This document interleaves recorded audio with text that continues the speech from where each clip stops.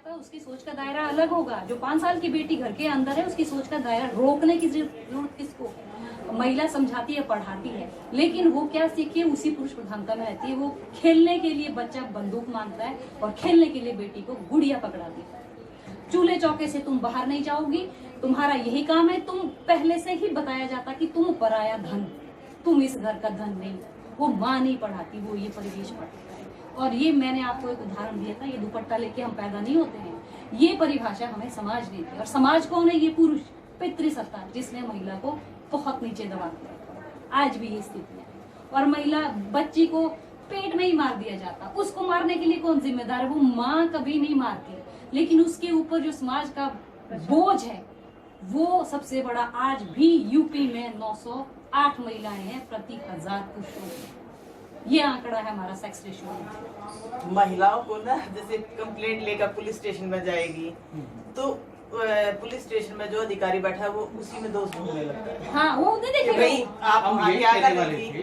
थे आपसे हम ये कहने वाले हैं कि लगातार ये जो दोष ढूंढा जा रहा है हाँ। वो आज की केवल सरकार में, आज की पुलिस में नहीं ढूंढा जा देखिए, रहा, आज से पहले भी ढूंढा जाता है। क्या हम उससे बाहर क्यों नहीं निकल पा लेकिन रहे? मैंने एक पैमाना दिया आपको कि इस तरह की घटना मैंने पहले नहीं देखी। निर्भया कांड हुआ, निर्भया कांड की आपको पता होगी दिल्ली में कांग्रेस सरकार ने क्या किया, कहाँ तक इलाज किया, कहाँ तक कि हम भी जानते हैं कि एक व्यक्ति के पीछे दोषी को सजा देने तक कहाँ तक पहुंचाया है ना, ये आपको भी पता। लेकिन ये चीज मैंने कभी नहीं देखी जो यूपी में आज हो रहा है कि जिसको संरक्षण मिलना चाहिए उसको नजरबंद किया जा रहा है, उसको लोगों से मिलने नहीं दिया जा रहा, उसका कोई इंसाफ नहीं हो रहा है। उल्टा उसी को दोषी, उसी पे केस किया, उसका परिवार को खत्म कर दिया। कितने सारे केस हैं। अभी सोशल स्ट्रक्चर में चेंज आना चाहिए। हाँ, क्योंकि पहले कुछ और स्थिति थी, आजकल सब पढ़े लिखे हैं, लड़कियां उतनी पढ़ रही हैं, इंडस्ट्रियलाइजेशन ने जगह ली है, खेती किसानी कम हुई है कंपैरेटिवली।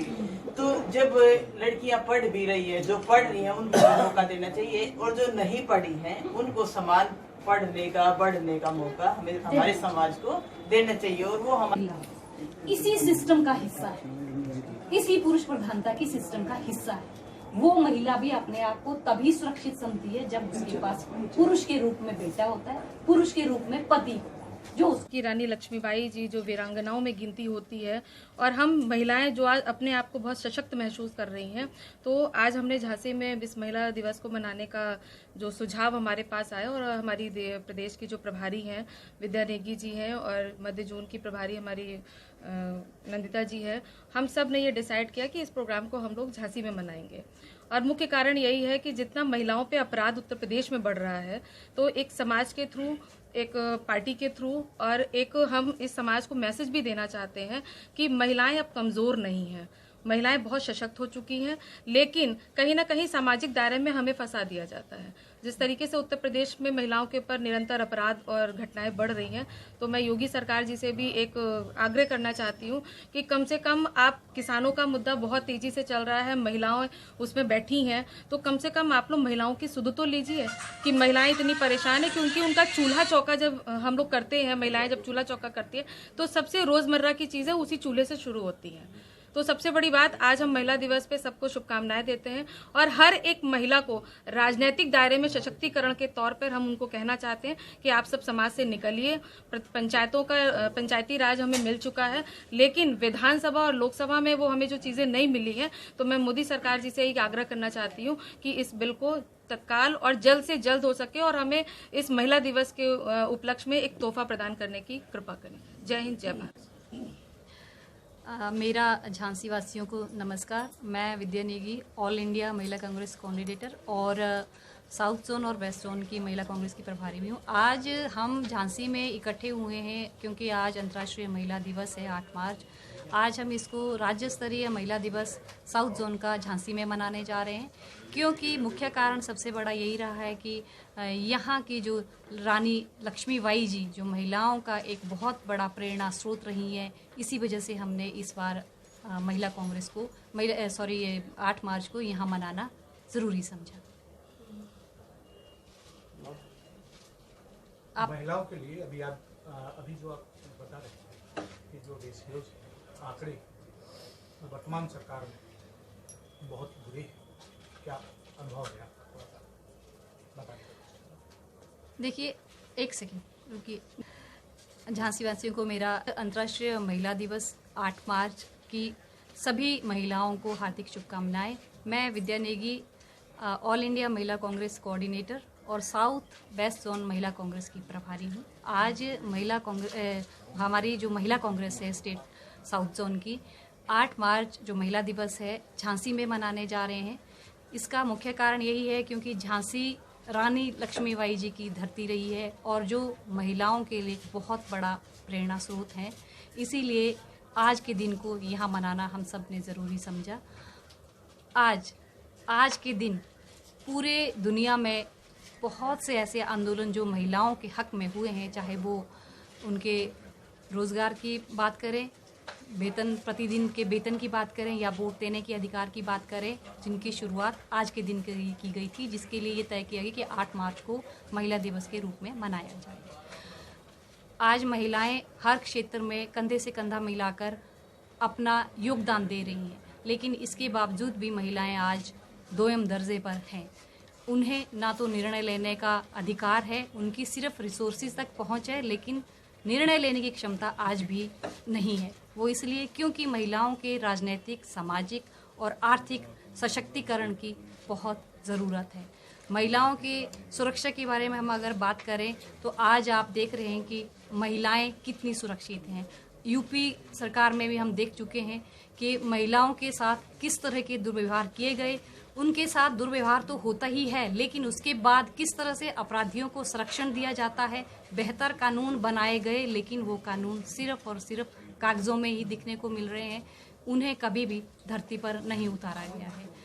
इस तरह से क्या होता है कि मुझे लगता है कि महिलाओं के प्रति एक डर का माहौल पैदा किया जा रहा है। हमें वापिस उसी दौर में पहुंचाने की एक कवायद शुरू हो चुकी है कि किस तरह से जो महिलाएं पहले घरों से बाहर निकलने की एक शुरुआत कर चुकी थी, आज फिर से हमें चूल्हे चौके में बैठाने की एक कवायद शुरू हो चुकी है।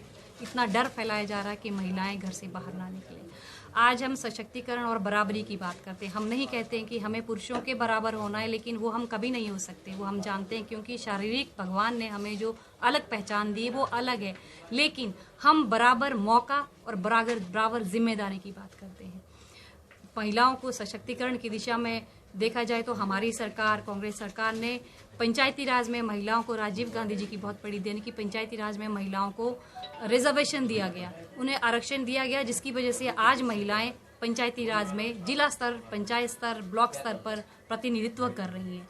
लेकिन 2014 में मोदी जी ने वादा किया था, महिलाओं से झूठ बोल के उनका वोट लिया और कहा कि उनके लिए हम पार्लियामेंट और लेजिस्लेटिव में भी 33% आरक्षण के बिल लाएंगे और उसको पास करेंगे। लेकिन हम देख रहे हैं आज तक ना तो उस पर कोई बात हो रही है, बिल लाने की बात तो बहुत दूर की बात है, उस पर कोई बहस ही नहीं छिड़ रही, उसके पर कोई बात ही नहीं हो रही है। तो अगर महिलाओं को सशक्तिकरण की वो बात करते हैं कि बेटी बचाओ बेटी पढ़ाओ, लेकिन बेटी बचेगी तभी तो वो पढ़ेंगी। इसके साथ ही हम एक और नारा भी देना चाहेंगे कि बेटी बड़ा बचाओ बेटी पढ़ाओ, पर बेटे को भी समझाओ। ये एक तीसरा नारा हम इसके साथ जोड़ना चाहते हैं। क्या सुरक्षित नहीं है अभी लड़कियां? महिलाएं कहाँ सुरक्षित है? कौन से क्षेत्र में सुरक्षित है? आज किसी भी क्षेत्र में महिलाएं बिल्कुल भी सुरक्षित नहीं। जो हम देख रहे हैं कि महिलाओं के साथ किस तरह से, चाहे वो नौकरी पेशा महिलाएं हैं, चाहे वो घरेलू महिलाएं हैं, चाहे वो घर में काम करने वाली महिलाएं हैं या मजदूर महिलाएं, कहीं भी महिलाएं सुरक्षित नहीं हैं। महिला दिवस के इस अवसर पर सबसे पहले तो मैं सारी मेरी बहनों को हार्दिक बधाई, शुभकामनाएं देती हूँ और तहे दिल से आभार हमारी प्रतिभा जी का, विद्या जी का, सरला जी का, इनकी बदौलत हम आपसे भी मिल पाए। और महिला दिवस के इस अवसर पर मैं प्रधानमंत्री जी से रिक्वेस्ट करना चाहती हूँ कि महिला दिवस के इस अवसर पर अगर आप महिलाओं को कोई तोहफा देना चाहते हैं तो जो 33% रिजर्वेशन का बिल पेंडिंग पड़ा हुआ है उसको आप पास करवाइए। और योगी जी को कहना चाहूँगी कि चुनाव प्रचार में ज़्यादा व्यस्त न हो करके जो महिलाएं हैं उनकी ओर भी थोड़ा ध्यान दिया जाए। उत्तर प्रदेश में महिला अपराध बहुत बढ़ रहा है, महिलाएं असुरक्षित महसूस करती हैं। महिलाएं आधा हिस्सा हैं, आबादी का आधा हिस्सा है, तो उनको भी right to live with dignity, ये अधिकार हमें संविधान में कहीं मिला है, तो उसकी एग्जिस्टेंस भी दिखनी चाहिए। जो उत्तर प्रदेश में बिल्कुल पूर्ण रूप से गायब है। तो पुनः मैं एक बार फिर प्रधानमंत्री जी को उनकी वायदा याद करा देती हूँ कि अपना वायदा निभाएं। जब तक महिलाएं इस फील्ड में, पॉलिटिक्स में, इकोनॉमिकली जब तक साउंड नहीं होएंगी तो वो अपना योगदान उतना नहीं कर पाएंगी जितना उनको करना चाहिए। एक महिला अगर आगे बढ़ती है तो पूरा परिवार आगे बढ़ता, पूरा समाज आगे बढ़ता है। महात्मा गांधी जी ने कहा था कि महिला के बिना जीवन की कल्पना नहीं की जा सकती। स्वामी विवेकानंद जी ने कहा था कि अगर आप किसी समाज को देखना चाहते हो कितना प्रॉस्परस है, कितना उन्नत है, तो वहाँ पे ये देखिए कि वहाँ की महिला की क्या स्थिति है। तो आप उत्तर प्रदेश में महिलाओं की क्या स्थिति है ये देखिए। भारतवर्ष में भी महिलाएं असुरक्षित महसूस करती हैं। तो इस दिन मेरा जो सत्ता में बैठे लोग हैं, जो उनसे यही रिक्वेस्ट है कि महिलाओं की भी सुध लीजिए।